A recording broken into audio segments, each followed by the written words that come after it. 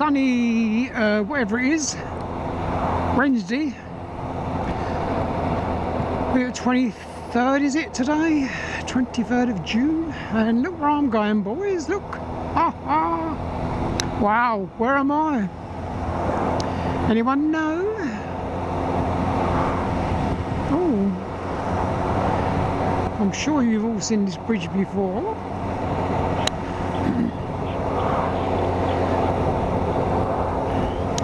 Indeed, what a beautiful day for it. It's what are we? I can't quite see. 10:15 in the morning. Left home about bang on 7 o'clock. I've been other places obviously on the way down, but it took me the best part of 2 hours to get to the first place I was going. You'd never recognise that petrol station, would you? Oh no. Oh no.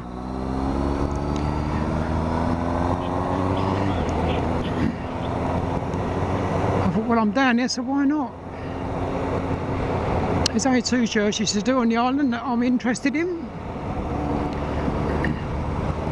And I've never, as far as I know, I've never ever been here before. In all my 60 odd years. Still, it's the first time for everything. Just don't go off road, it's a bit wet.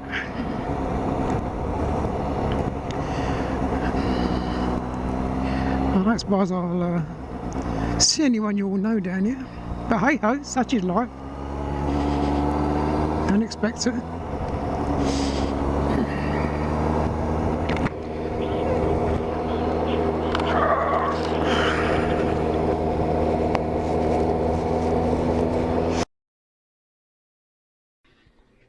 So while you carry on watching the lovely video with no sound, this is what happened on the 28th of June 2021. I was at home in the kitchen. I didn't feel too well and I started vomiting, well, into the sink obviously, and I was having a real hard time breathing. Very, very short of breath. So after 10 minutes, quarter of an hour, I said to my son, ring for an ambulance. This ain't going to go away. So, ambulance turned up, 2 young ladies, fannied around for a while, got me in the ambulance, fannied around a little while longer, and took me to Queen Elizabeth Hospital in Woolwich. And they said, well, obviously I've got upper abdominal pain and diagnosed with necrotizing pancreatitis, incidental pheochromatoma, whatever that is. Clinically deteriorated and admitted to intensive care unit. Bilateral reactive pleural effusions and fast AF. Developed auguric AKI, which is acute kidney injury, and acidosis. I had a traumatic urinary catheter insertion with large volume bleed, which I knew nothing about at the time. At the 5th of July, I was intubated for wheeze. The 12th of July, failed intubation due to upper airway oedema, stroke stridor. 27th of July, successful extubation, which means takes me off the basically breathing machine thing. Developed HAF, which is a form of viral hepatitis apparently. 2nd of August, 2 further failed extubations due to secretion burden. Percutaneous tracheostomy. 24th of August, about 3 weeks later, a successful tracheotomy and decannulated. I was stepped down to a ward, however readmitted due to T2RF, whatever that is, and required re-intubation with a brief loss of output, which basically means I died. About 7:30 in the morning. Had a repeat tracheostomy, the AF managed with bisoprolol, which is a medicine tablet I'm still on. Read of this as you can. Serial CTAP showed development of worsening pancreatic necrosis, which is basically dying tissue and possible infection. The 27th of August, I rang the wife to wish her a happy 38th wedding anniversary. First time we were not together to celebrate it. 31st of August, large R, subdiagrammatic collection, percutaneously drained. The 6th of September, this was after 5 previous dates set to go to King's. I was finally admitted to King's for endoscopic drainage of lesser sac collection. The 7th of September, endoscopic cystogastrostomy. Well, that's probably where they done it. 13th of September, repatriated to Lewisham Intensive Care Unit. I was reviewed by ENT and showed anterior granuloma below the vocal cords. Not for decannulation at present due to multiple previous failed attempts. And no respiratory support at present, and no current critical care needs. And the issues were the found incidental finding of adrenal mass, risk of multi-drug resistant organism, and the plan was to chase ENT advice regarding granulomatosis. Then removal of the stents which was inserted after 6 weeks of the cystogastronomy. The 22nd of September, I was identified as having C. diff. Lovely. The 20th of October, the stent was removed at Lewisham, but they kept on at King's wanting me to go back there to have it removed. No one had sort of updated them that it had been done.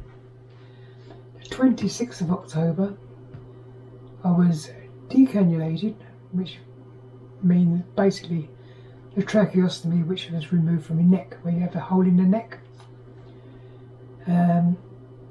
28th of October, I was discharged to Queen Mary's Hospital Sidcup for rehabilitation and physio because I couldn't walk a lot, because after almost 19 weeks, or this was 18 weeks at the time, I hadn't had a lot of exercise because I was laid up flat out.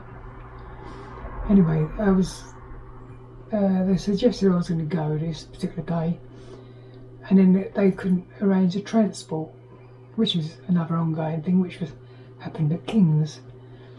So I had to go the next morning.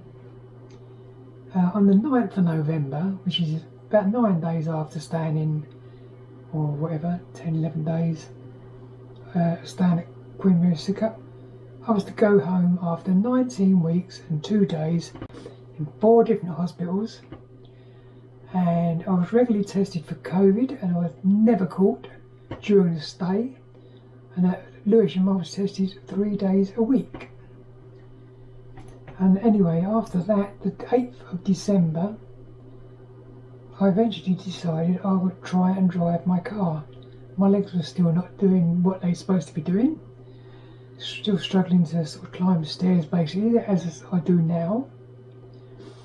And the 9th of January, decided it was time to sell the motorbike, as it hadn't been used since this last video that you're watching.